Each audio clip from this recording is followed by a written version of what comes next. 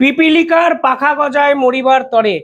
বাংলাদেশের বর্তমান প্রধানমন্ত্রী তারেক রহমানের এই কর্মকাণ্ড দেখে পিপিলিকার পাখা গজিয়েছে বলেই মনে হচ্ছিল। ভারতে তিনি আসবেন কি আসবেন না সে অনেক পরের প্রশ্ন, কিন্তু তিনি প্রথম অবস্থায় ভারতের উপর দুটি শর্ত চাপিয়ে দেন। তিনি বলেন যদি ভারত এই দুটো শর্তে রাজি হয় তাহলেই বাংলাদেশের প্রধানমন্ত্রী তারেক রহমান ভারতে আসবেন। আর এবার ভারতের পক্ষ থেকে এমন কিছু কর্মকাণ্ড ঘটানো হলো তাতে একটা জিনিস পরিষ্কার, তারেক রহমানের জন্য ভারতের দরজা অফিসিয়ালি বন্ধ করে দেওয়া হলো।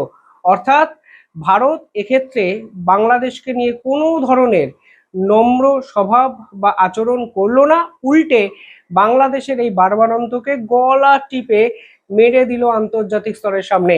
এবং বাংলাদেশের অবস্থা এতটাই খারাপ জায়গায় চলে গেল বা যাবে, তাতে বাংলাদেশের ডিপ্লোম্যাসি তো মুখ থুবড়ে পড়বেই, উল্টে বাংলাদেশের ভবিষ্যৎও ওই চটকানো লেবুর মতো তেতো হতে বাধ্য।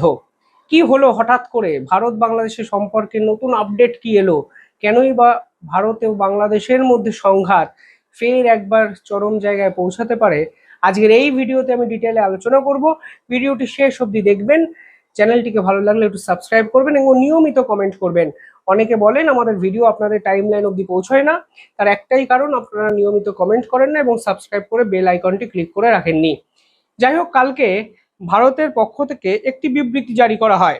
দুপুর 2:25 ভারতের প্রেস ইনফরমেশন ব্যুরো অর্থাৎ পিআইবি একটি বিবৃতি জারি করে।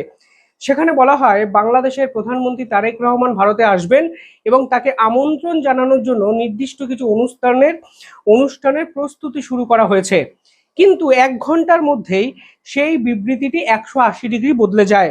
ভারতের রাষ্ট্রপতি সচিবালয় সংবাদ মাধ্যমের বিবৃতিতে জানান যে বাংলাদেশের প্রধানমন্ত্রীকে আনুষ্ঠানিকভাবে স্বাগত জানানোর জন্য শনিবারে যে রাষ্ট্রপতি ভবনের ফোর কোর্টে চেঞ্জ অফ গার্ড এই অনুষ্ঠানটি আয়োজন করা হয়েছিল তার হবে না। অর্থাৎ বাংলাদেশে তারেক রহমান বাড়াবাড়ি করতে গিয়ে, বেড়ে খেলতে গিয়ে নিজেদের পায়ে নিজেরাই কুড়ুলটি মারলেন। ভারত স্পষ্ট বুঝিয়ে দিল বাংলাদেশের প্রধানমন্ত্রীকে স্বাগত জানাতে তারা এই মুহূর্তে আর চাইছে না। এ বিষয়ে দিল্লি এবং বাংলাদেশের কর্মকর্তারা স্বাভাবিকভাবে স্পিকটি নট অর্থাৎ মুখে কুলু পেটেছে, কিন্তু বাস্তব হলো বাংলাদেশের প্রধানমন্ত্রী যেরকম ভাবে শর্ত ভারতের উপর চাপিয়ে দিয়েছে সেই শর্ত ভারত ভালোভাবে নেয়নি এবং অবস্থা আরো খারাপ জায়গায় যেতে চলেছে বলে বিশেষজ্ঞরা মনে করছেন। ভারতের পক্ষ থেকে বাংলাদেশের প্রধানমন্ত্রীকে আমন্ত্রণ জানানো হয়েছিল ব্রিক্স সামিটের সময়।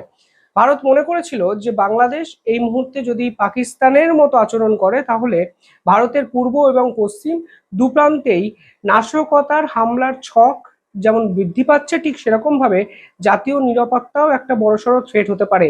অর্থাৎ বাংলাদেশের সঙ্গে আবার একত্রে পথ চলতে চেয়েছিল ভারত, কিন্তু ওই যে বলে কুকুরের পেটে ঘি সহ্য হয় না। বাংলাদেশের পক্ষ থেকে দুটো শর্ত চাপিয়ে দেওয়া হয় ভারতের উপর। প্রথম শর্ততে বলা হয় যে শেখ হাসিনার মুখ বন্ধ করতে হবে ভারতে এবং শেখ হাসিনাকে প্রত্যাবর্তন চুক্তি অনুযায়ী অবিলম্বে বাংলাদেশের হাতে তুলে দিতে হবে ভারতকে। দ্বিতীয় শর্ত অনুযায়ী বলা হয় যে বাংলাদেশ অবিলম্বে ওসমান হাদির মৃত্যুর সঙ্গে জড়িত 2 অভিযুক্তকে ফেরত চায়। যদি এই দুটি শর্ত মানা হয় তাহলেই তারেক রহমান নাকি ভারত সফরে আসবেন। অর্থাৎ বাংলাদেশের শর্ত ভারতের উপর চাপিয়ে বাংলাদেশ পুরো ঘটনাটার আর রাজনৈতিকভাবে ফায়দা তুলতে চেয়েছিল। এবার ওসমান হাদি, তিনি ছিলেন প্রকৃতপক্ষে ভারত বিরোধী এক ছাত্র নেতা। তার একাধিক ভাষণ হুঁশিয়ারি শুনলে বোঝা যায় তিনি ভারতকে দ্বিখণ্ডিত করার ছক কষেছিলেন। এবার তার মৃত্যুর সঙ্গে কোনোভাবেই ভারত জড়িত নয়। তার মৃত্যুর সঙ্গে 2 অভিযুক্তরা নাকি ভারতের জেলে বন্দী, তাদেরকে ফিরিয়ে দিতে হবে বাংলাদেশকে। এবার বাংলাদেশ যেটা বুঝলো না যে এই মামুলি 2 শর্ত চাপিয়ে ভারত ও বাংলাদেশের সম্পর্কের ক্ষতি করে আসলে বাংলাদেশই কিন্তু নিজের পায়ে নিজে কুড়ুলটি মারলো। শেখ হাসিনাকে নিয়ে বাংলাদেশ সরকার একটি প্রেস কনফারেন্স করেছিল দিন 15 আগে। শেখ হাসিনার সাংবাদিক সম্মেলনের পর বাংলাদেশ স্পষ্ট বলে যে ভারতের জন্যই শেখ হাসিনার এরকম বারবারন্ত, ভারত চাইলে শেখ হাসিনার মুখ বন্ধ করে রাখতে পারে। ভারত এই বিষয়ে কোনো বিবৃতি দেয়নি, উল্টে বলেছিল একজন ব্যক্তি স্বাধীনতায় বিশ্বাসী রাষ্ট্র হিসাবে বাংলাদেশ কিভাবে বলে যে ভারতের জন্যই শেখ হাসিনা এই ধরনের প্রেস কনফারেন্স করার সাহস দেখাচ্ছে। ওসমান হাদি পর্ব, ভারত এই বিষয়ে কোনো মন্তব্য করতে চায়নি। পরবর্তীকালে আমরা কি দেখলাম, বাংলাদেশের এই যে লম্ফঝম্প দিন 7 মধ্যে শেষ হয়ে যায় যখন বাংলাদেশ 8 থেকে 10 ঘন্টায় লোডশেডিং এ ডুবলো। বাংলাদেশের এই লোডশেডিং এর প্রধান কারণ হিসাবে উঠে আসে একটি বাস্তবিক পয়েন্ট, তা হলো জ্বালানি সমস্যা। হরমুজে জ্বালানি ক্রাইসিস আজকে এমন একটা জায়গায় গিয়ে পৌঁছেছে যে বাংলাদেশের বিদ্যুৎ উৎপাদন কার্যত শূন্যতে নামতে শুরু করেছে, অর্থাৎ চাহিদা অনুযায়ী যোগান নেই।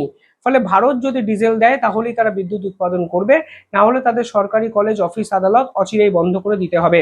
অর্থাৎ বাংলাদেশ ফের প্রমাণ করে দেয় যে তারা ভারতের উপর কতটা নির্ভর করে থাকে, এবং যেভাবে বিভিন্ন পণ্যদ্রব্য যেমন চাল, ডাল, দুধ, গম, ডিম বিভিন্ন ক্ষেত্রে ভারতের উপর তারা নির্ভরশীল, একইভাবে বিদ্যুতের উপরেও কিন্তু ভারতের উপর তারা নির্ভরশীল। কারণ বাংলাদেশ সরকার, মোহাম্মদ ইউনূস সরকার থেকে তারেক রহমানের সরকার শেষ 3 বছরে এই ইনফ্রাস্ট্রাকচার ডেভেলপমেন্টের জন্য আলটিমেটলি বাস্তবের মাটিতে কিছুই করেনি। এত কিছুর পরেও তারেক রহমানের মনে হয়েছিল ভারত হয়তো তারেক রহমানকে তাদের নিজেদের দেশে নিয়ে যাওয়ার জন্য ঝাঁপিয়ে পড়বে। ভারত হয়তো বলবে, ভাই আমরা সব শর্ত মেনে নিচ্ছি, এই নাও ভাই শেখ হাসিনাকে তোমাদের সাথে তুলে দিলাম, এই যে ওসমান হাদির মৃত্যুর সঙ্গে জড়িত 2 ব্যক্তি তোমাদের সাথে তুলে দিলাম, দয়া করে তারেক রহমানকে আমাদের দেশে পাঠাও, নাহলে আমাদের বিশাল বড় ক্ষতি হয়ে যাবে। কিন্তু বাস্তবে দেখা গেল ভারত অতিথি আপ্যায়নের জন্য প্রস্তুতি নেওয়া শুরু করলেও ঘন্টা খানেকের মধ্যে সেই প্রস্তুতি পর্ব কিন্তু অফিসিয়ালি বন্ধ করে দেওয়া হয়, এবং পিআইবি স্পষ্টত জানিয়ে দিয়েছে তার পরবর্তীকালে যে তারেক রহমানকে অভ্যর্থনা জানানোর জন্য কোনো অনুষ্ঠান রাষ্ট্রপতি ভবনে করা হচ্ছে না। অর্থাৎ তারেক রহমান বুঝতে পারলেন ভারতের সঙ্গে খেলাটা আসলে কতটা কঠিন। ভারতের সঙ্গে যারাই খেলতে গেছে তাদেরকেই কিন্তু কোনো না কোনো সময় ভারতের পায়ের সামনে এসে পড়তে হয়েছে। তারেক রহমান 2 শর্ত চাপিয়ে নিজেদের আভ্যন্তরীণ রাজনীতির ডন প্রমাণ করার চেষ্টা হয়তো করতে পারেন, কিন্তু আন্তর্জাতিক স্তরে ডিপ্লোম্যাসি যে তার মুখ থুবড়ে পড়লো তা কিন্তু পরিষ্কার। কূটনীতি মানে ভালো সম্পর্ক রক্ষা করা, কূটনীতি মানে একে অপরের সঙ্গে তালে তাল মিলিয়ে চলা। যেখানে বৃহত্তর এক রাষ্ট্র ভারত আপনাকে আমন্ত্রণ জানাচ্ছে, আপনি কি করতে পারতেন? যেখানে আপনি ভারতের উপর সম্পূর্ণভাবে নির্ভরশীল, যেখানে বিদ্যুৎ থেকে চাল, ডাল, দুধ, ডিম, গম সমস্ত কিছুতে ভারতের উপর আপনাকে তাকিয়ে থাকতে হয় ভারতের দিকে, সেখানে আপনি ভারতের আমন্ত্রণে সাড়া দিতেই পারতেন, আপনার সঙ্গে ভারতের বৈঠক হতো, অতীতে যত ডিসপিউট হয়েছে সেই ডিসপিউটগুলোর সমাধান সূত্র খুঁজে পাওয়া সম্ভব হতো। মানে আপনাদের চিকেন স্নেক নেওয়ার স্বপ্ন না পূরণ হলেও ভারতের সঙ্গে বৈঠকে বসার স্বপ্নটা তো পূরণ হতো। আপনাদের শিলিগুড়ি করিডরকে না কেটে ফেলার স্বপ্নকেও, মানে কেটে ফেলার স্বপ্নকে পূরণ না করতে পারলেও অন্তত প্রধানমন্ত্রী নরেন্দ্র মোদীর সঙ্গে মিনিট দশকের সম্পর্ক আপনি ভালো করতে পারতেন। উল্টে ভবিষ্যতে আপনি যে সুযোগ সুবিধাগুলো পেতেন সেই রাস্তাগুলোও বন্ধ করে দিলেন ভারতের উপর পাল্টা শর্ত চাপিয়ে। আর পাল্টা ভারতও বুঝিয়ে দিল তারেক রহমানকে আকুতি মিনতি করার মতো অবস্থায় ভারত অন্তত নেই।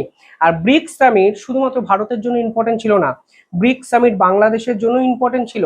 কারণ গোটা বিশ্ব ডিডলারাইজেশনের দিকে এগিয়ে যাচ্ছে, সেখানে আমেরিকার দাদাগিরির রোধ করতে গেলে ডলারের ভ্যালু কমাতে হবে, এবং ব্রিক্স কারেন্সি বা ডিজিটাল কারেন্সি আনার জন্য রাশিয়া, চীন, ভারতের মতো শক্তিশালী রাষ্ট্র কিন্তু জোট বেঁধেছে, এবং ব্রিক্স সামিটে টোটাল 21টা দেশ কিন্তু অংশগ্রহণ করছে।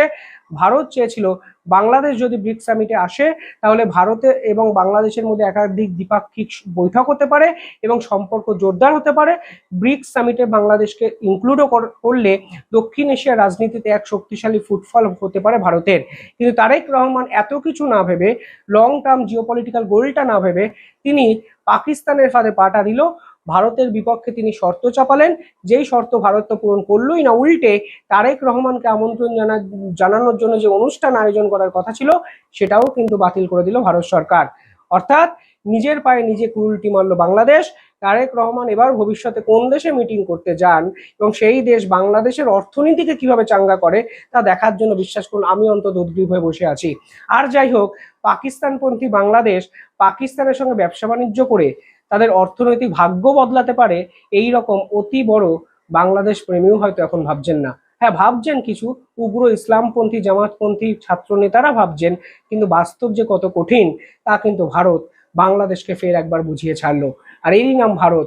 যারা ভারতের সঙ্গে খেলার চেষ্টা করেছে তারা আসলে দিনের শেষে একা হয়ে আন্তর্জাতিক স্তরে দাঁড়িয়ে আছে, যার সর্বশ্রেষ্ঠ উদাহরণের নাম তারেক রহমানের বাংলাদেশ। কি ভারতের সিদ্ধান্ত নিয়ে আপনি খুশি তো? ভারত যা করেছে আপনারা কিভাবে দেখছেন কমেন্টে জানাবেন।